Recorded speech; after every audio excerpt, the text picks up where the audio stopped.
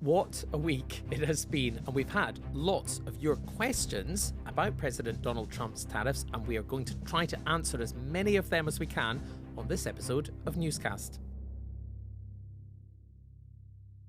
Hello, it's James in the studio. Hello, it's Alex in Westminster. Hello, it's Caitríona in Washington. And it's Dharshini in the studio. Right, thank you all so much. It's lovely to all be together in the week where you, Dharshini, and probably you, Caitríona, and probably you, Alex, as well, have all been somewhat exhausted by the ups and downs, the roller coaster, as we were saying on other newscasts this week in the markets, because we've been following Donald Trump's tariffs from the moment last Wednesday when he revealed them on that huge piece of cardboard, I suppose it was. And then the twist came this Wednesday. And I would like to know, where were you all when we read the post on Truth Social from President Trump announcing he would pause the higher rate of tariffs for 90 days while raising the tariff on China to 125%? I think the answer is easy, isn't it? I was here with you. You've got the easiest answer. You were here. Did we jinx it? Is this going to happen again tonight? I just need to know. I was here and we had to react to it in real time, which was, fascinating. It was interesting. Yeah. I've got a slightly less interesting, but perhaps more revelatory answer. So I was here in the Westminster studio, poised, ready to record Newscast and to talk about another very important issue.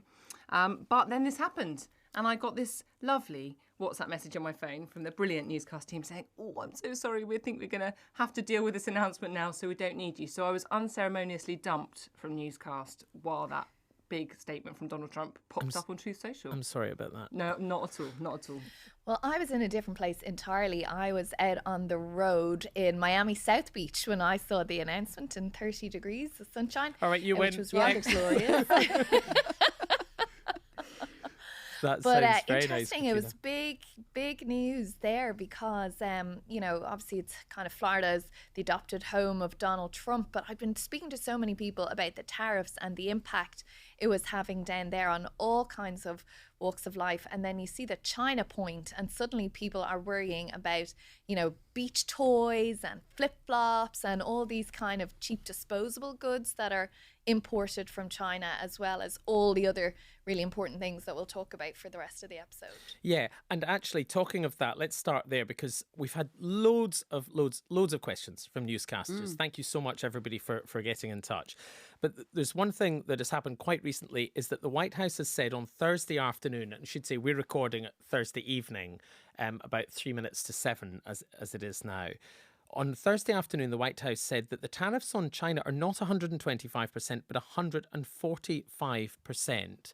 Dharshini, why has that been revised up? This had a lot of people scratching their heads. And in truth, nothing has actually changed since yesterday in terms of that announcement. Because what is actually going on here is you've got 125%. That's the extra tariffs that's been announced since so-called Liberation Day, right? Ahead of that, 20% had been announced, so-called fentanyl tariffs, or related to that particular policy by President Trump. So if you add those up, you get 145. But, when we talk about what's happened over the last week, 8 days to be quite precise, it is 125%. But however you look at it, it amounts to what I kind of call a deepening of conscious uncoupling. That was the Gwyneth Paltrow? Gwyneth Paltrow and Chris Martin. And Chris Martin divorce end thing. Of their marriage. Totally. This is a deepening of the split between the two biggest trading nations on the planet. And Caitríona, here I suppose is a deceptively straightforward question. Why this, as they say in journalism, reverse ferret? I mean, the question everyone's asking, and this is hotly disputed, is was this always Donald Trump's plan all along? Straightforward question, not a straightforward answer. I think the quickest answer is we just don't know, to be honest. We know that Donald Trump sees China as the number one competitor for the US. We also know that he views that kind of strategic competition, as he calls it, as the biggest threat to national security in this country, as he did during his first administration. That same philosophy has carried through here.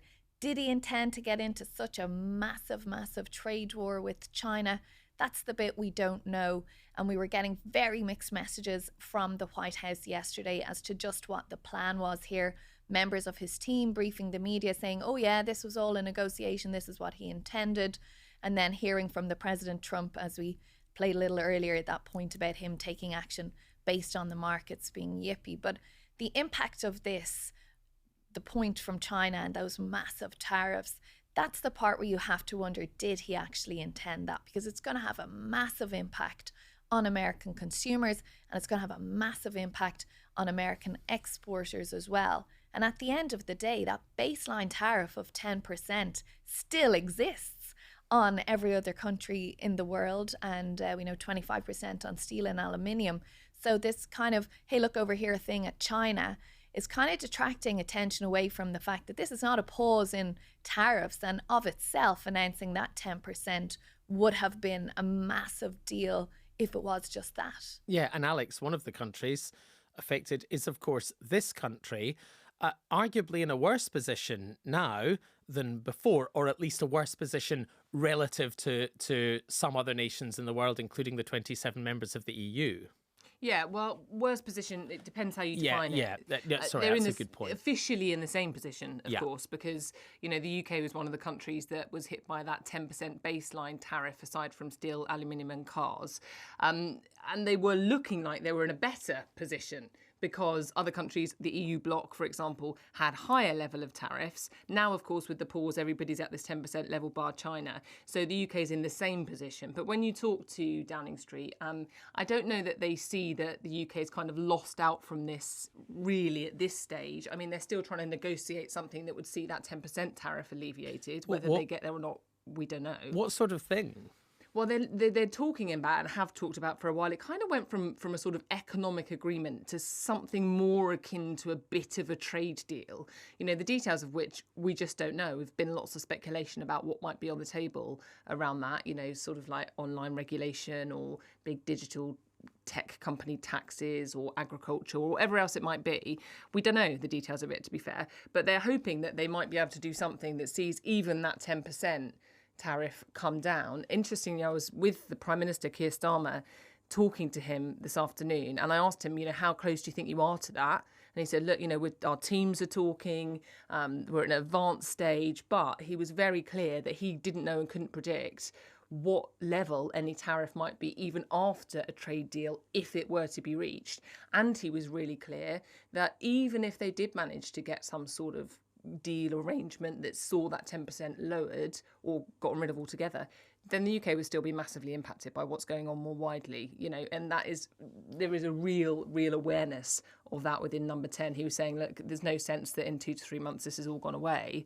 You know, what is happening globally is going to have a very direct impact on the UK, whatever arrangement the government might strike with the White House. Yeah, and we talked on Thursday's newscast about the great difficulty in striking any agreement for, among other reasons, the impact on UK businesses and farms, potentially, of goods coming from the US, integration of trade with the European Union and how different rules on different goods, particularly agriculture, might affect them. And then the key thing, can you even trust Donald Trump, who's blown up so many trade deals? But I mean, that we've talked about that a bit on Thursday's episode. Dharshini, before we get into, and we will in just 2 secs get into a whole list of questions from newscasters.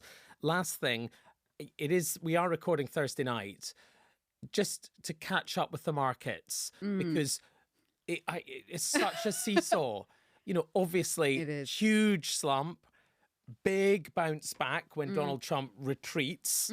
And now what? And now buyer's remorse seems to be settling in as we speak. The US markets are still open and they've been very shaky and they've been down quite sharply. And it seems to be after we have that initial euphoria when we were sat here 24 hours ago with the pause being announced and we saw the markets shooting up. We've seen a little bit of a step back and all the things we've been talking about, the fact that there are still risks, not just American growth, but Chinese growth and global growth, and also this sort of vacuum in which businesses don't know which way to turn or what to do. They're paralysed by fear because, you know, quite frankly, this is a president who can change his mind in a matter of minutes, it seems. Exactly. Now, let's get into some of these questions. Philip Jones, thanks so much, Philip, for getting in touch with a really interesting question. And that is is it possible, sort of relates to what we're talking about, the politics here, is it possible that Trump's tariffs are actually a political power play rather than an economic policy, and therefore potentially more serious for the UK in the long term? Caitríona first, what's that's part of the debate, really, isn't it?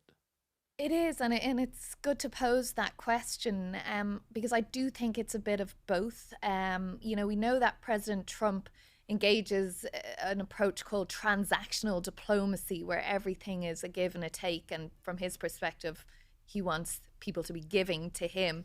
And we've seen that since he's come into office, particularly this second time round. I mean, very early on, slapping tariffs on Colombia. The Colombian president gave him what he wanted. He lifted the tariffs.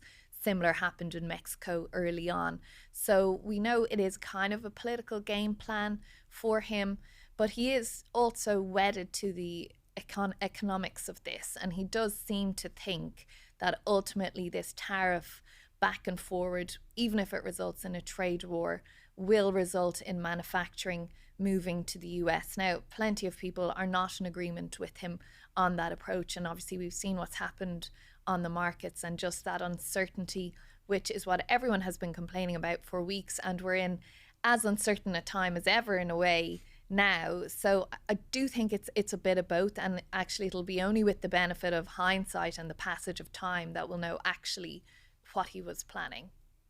Alex?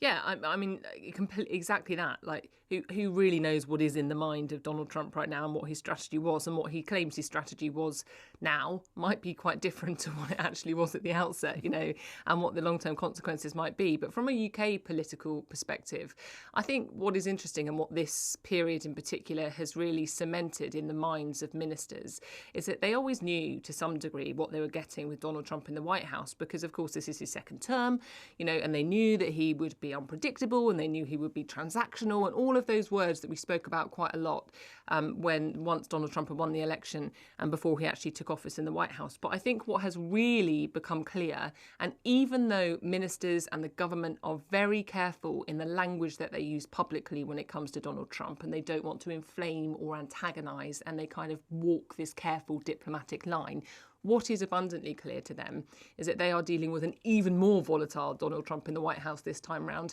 if that's possible. And so what that is doing here is really shaping the political response. And you are seeing now that with the language that's coming out of government about the world has changed, we have to respond to a new changed world. I think there has been a sort of dawning realisation that they are going to have to approach this differently, and it is going to have an impact on the decisions they make in government. And we've also had a few questions from newscasters about how tariffs actually work in practice.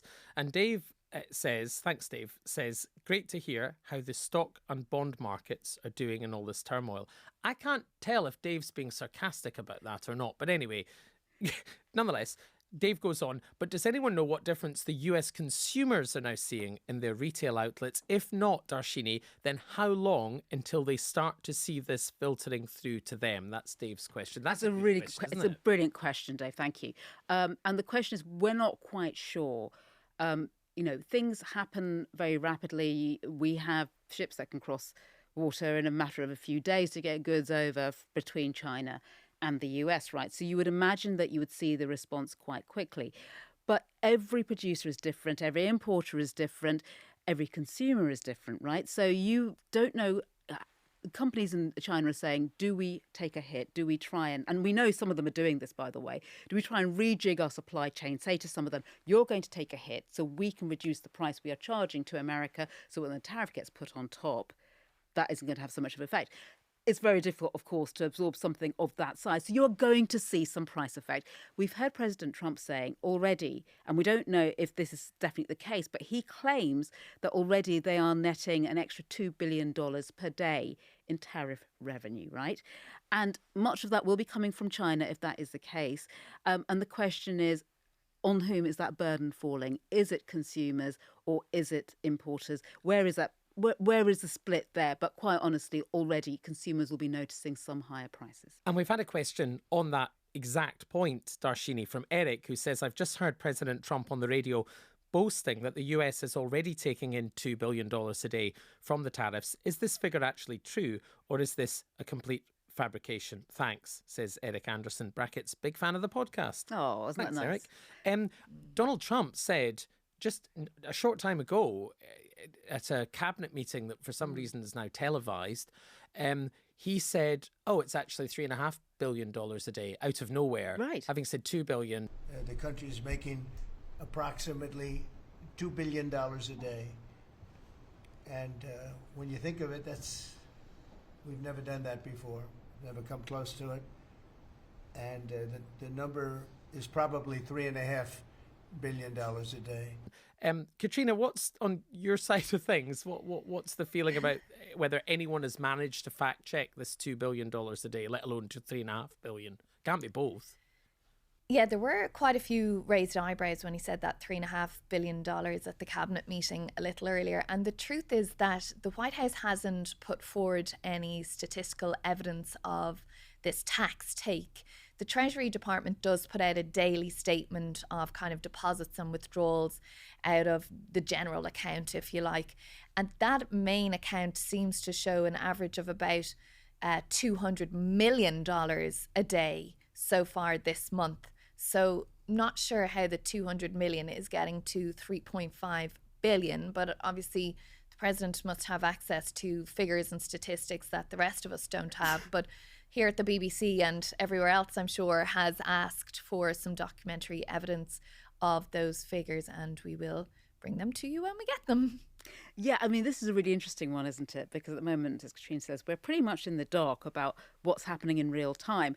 But talking to some economists out there, they say if you saw the amount being bought from the likes of China staying constant, the American economy could face paying out an extra, I think it's something $850 billion per year in tariffs at the moment, right? So if you take that figure and divide it up and do all those kind of things, you could come up with a figure of billions of dollars per day. But we simply don't know. And that assumes that the amount being bought in America of these goods that are coming in stays constant. Whereas in reality, as we know, if you double the price of something, people are going to think twice about buying it. They probably won't buy it at all. And actually, just as a side note, another question that we've noticed, or some members of the fantastic Newscast team have noticed today, that people have been searching online, is how will this impact the cost of an iPhone in the US? And I imagine that's of great concern because, of course, they're made in China. Now, lots of newscasters, though, are based not in the States, although some are, but here in the UK, like Sarah, who sent us this voice note. Hi there, Newscast, and thank you for everything that you do. I keep hearing so much about the impact of tariffs on US consumers. I'm really interested in your views on what it might mean for us in the UK. I know it's difficult to predict given all the very rapid changes, but it would still be really interesting to understand whether there are things we should do to prepare for such an uncertain and risky future. Thanks very much. Bye, Sarah. Thank you, Sarah. I like you put your name on the end. That was good. I like that. Alex, that must be a real concern here for the UK government. They must be worried about the effect on consumers and also the effect, therefore, on growth. Yeah, I mean, Dharshini will be better on the direct impact on personal finances, but I think the major headache is that, and this comes back to that point, no matter what the tariff on the UK specifically is, if you are in a period of such global economic uncertainty, it is going to have an impact here, and that really is twofold. The first thing is about uncertainty itself. You know, there's been this big push from government to get people to invest, and obviously when businesses are facing such economic uncertainty, the idea of investing is more risky and they might not be so keen to do it. And the other thing is that we are for so long, and we've been hearing the government talk about growth as their number one mission, the thing they really want to get going in the economy, and in some way the kind of answer to a lot of their economic challenges. You know, they think if they can get the economy growing, crucially that's going to provide lots of money for public services. Now, of course, if the economy doesn't grow as a consequence of all this, that is going to mean some quite difficult choices for the government because the public finances were already looking pretty tight. And we know that there is a spending review penciled in for June when the government's going to look at how much it's spending on all sorts of public services. And then there's a budget in the autumn with tax and spending decisions. And so I think that is the immediate headache from a government perspective. And that could have a very real consequence because, you know, if the numbers go the wrong way, and it does mean that the government has to make some decisions around tax and spend, that could affect public services and your taxes. Now, the government obviously is sort of saying at the moment is committing to its things about personal taxation not going up and fiscal rules and all that are still in play. But I think that is going to be on the minds of ministers very, very acutely in coming weeks, and that could filter down to you and I. You know, you could notice those kind of things. Yeah, they're also promising a campaign of rearmament and spending billions on the military and a strategic defence review looking into that, and they're talking about potentially nationalising British Steel. I mean, Rachel Reeves going to need to scrambling around and the to find spending money. review was looking tight before this. Yeah, you know, we were already exactly. hearing that the spending review was going to be difficult and there'd be difficult decisions and difficult choices before any of this. Yeah, exactly. And that's all just become potentially a lot harder. Dharshini, just back to Sarah's question, she said, Yes. how might we best prepare in the UK as ordinary consumers? Well, That's a good question. it's a very good question, Sarah, and it's quite nuanced, this one, because as Alex was saying there are concerns about growth, and there are concerns as well, I've got to say, about businesses investing and creating jobs. So that's one thing to look out for. This, as we were hearing there, concerns too about what this could mean for the public finances. But there's a bit of a silver lining here that we don't often talk about. And if you look at what's happening in the bigger picture, lots of markets are moving at the moment, including the price of oil. We talked about this, didn't we, before? The price of oil has been coming down. It's still been coming down over the course of today. And other commodities have got cheaper as well.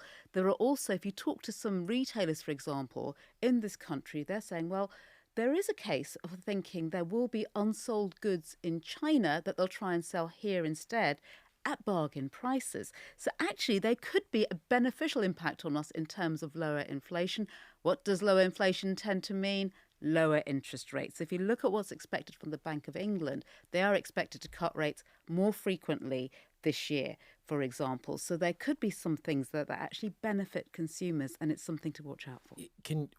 I was about to ask you a question that's so awful, which was, what about pensions and mortgages? Oh, pensions. And could you just do that in 2 sentences, please? I can do pensions. Yes. Pensions obviously are linked to, most pension funds are linked to the value of the stock market. They have still not regrouped and got all their strength back. You don't really have to do it in 2 sentences. Oh, don't I? Okay, I was going to try. Let me start again. Okay, pensions and mortgages. To put it briefly, pensions, a lot of those funds are linked to movements in investments like stocks. So what we've seen recently is they have reduced in value quite a bit. The stock market hasn't regained its former footing quite as yet. But don't forget, many pensions are only drawn down in the long term. So unless you're taking out your pension and drawing down right now, it may not be a problem. It could actually recover in the longer term. Mortgages is an interesting one. We're seeing a lot of lenders. I talked there about the chance of interest rates coming down more quickly this year. We're already seeing some lenders bringing down their mortgage rates in response to that. And that is something to watch out for if you're one of the hundreds of thousands of people who are looking to remortgage this year. That is very interesting. Thank you. Now, earlier, we recorded an episode with Henry in which I asked him to submit a question. And here is what Henry wants to know. So what I'd love to know, if we can know this at this point, is, are the Democrats now the party of free trade? Are they back to the world of NAFTA, of reducing barriers to trade and making America wealthy that way? Or actually, are they trying to walk a tightrope where they're saying, well, actually, we would like car factories in Detroit, but we wouldn't do it quite like this in the way that the president did? That, Caitríona, is a very interesting question, isn't it? Because lots of people talk about the battleground, the key battleground in American politics in elections being these states that used to have big manufacturing bases, your Pennsylvanias and Michigans and Wisconsins and so on, where the Democrats traditionally were strong and where the Republicans have made inroads. So, yeah, what is the Democrats' position? Henry asks it. Are they the party of free trade? I think we've seen a lot of movement backwards and forwards between the Republicans and the Democrats actually in the last couple of decades, between being in favour of free trade and liberalisation and protectionism. Obviously what we've seen here with President Trump and these tariffs is protectionism. But the Democrats are a little at sea as to how they should respond to it, because you do hear those same points from Democrats. You can go back as far as JFK making speeches in Pennsylvania talking about bringing back good, solid manufacturing jobs. They still say that, and in particular those who are elected in the states, so the governors and more local level representatives, that is a big talking point for them. So Interestingly, and I don't know if this was the context which Henry was speaking earlier, you know, we had the governor of Michigan, Gretchen Whitmer, in the White House yesterday for another meeting with President Trump. And she also delivered a speech in Washington, D.C., where she was talking about the need for building factories and building ships and bringing back these sorts of jobs to her state in particular. And President Trump gave her a shout out in the Oval Office about what a great woman she was and what a great job she was doing in Michigan, which has caused a lot of her colleagues to sort of rally on her and round on her and kind of say, what were you doing in there with him, using that language? But actually, it is also for Democrats to say those things, and they do say those things. And it's an example of kind of how at sea they still are in many ways. They just haven't figured out what is their plan to combat Donald Trump. Do they resist him, or do they try and coexist with him? And when you live in a swing state like Gretchen Whitmer does in Michigan, and you've eyes on the Oval Office yourself in 2028, you kind of have to figure out a way to be a bit of both.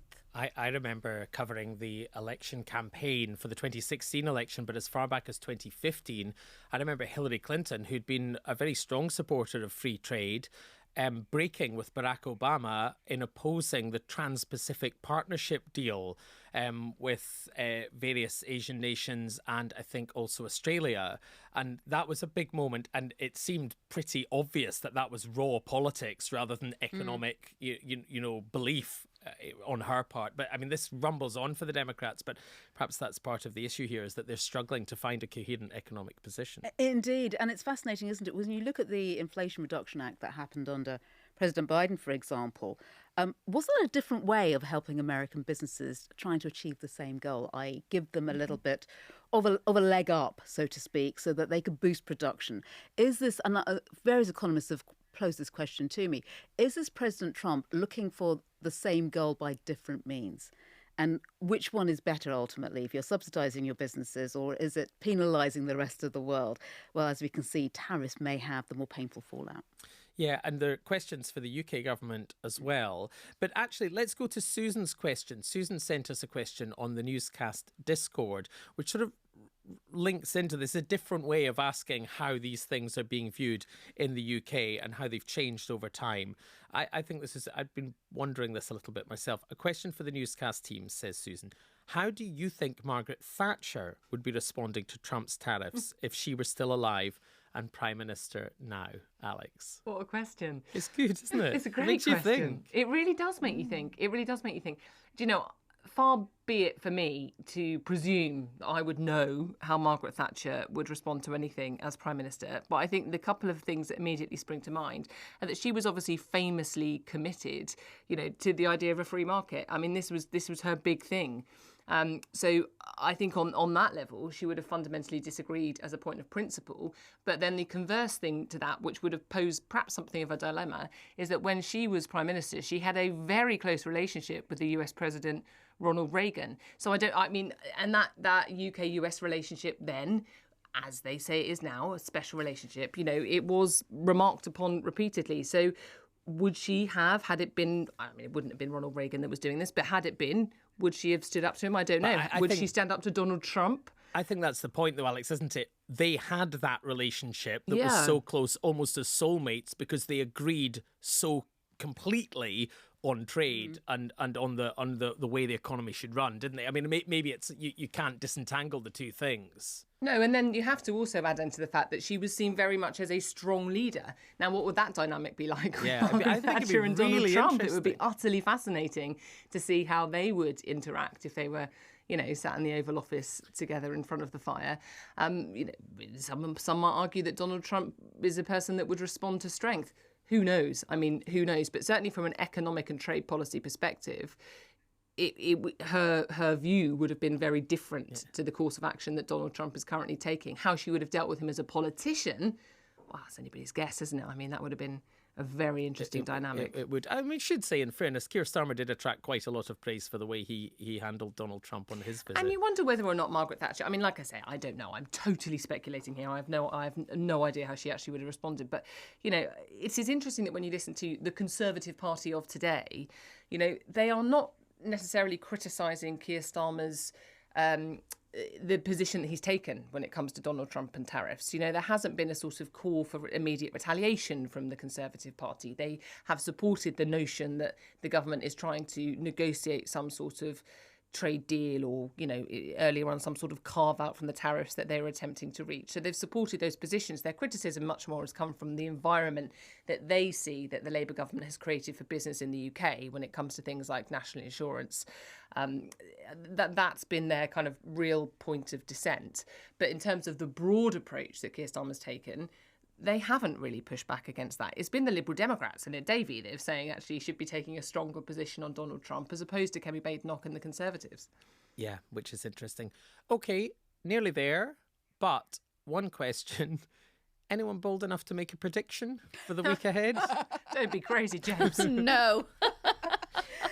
It falls to you, Dharshini, to make a prediction. I predict we're going to be sitting in these exact same seats in a week's time discussing the exact same issues. This isn't going anywhere. Well, I'm delighted to say Adam will be back to do that. Thank you all very much indeed. Dharshini, thank you. Thank you.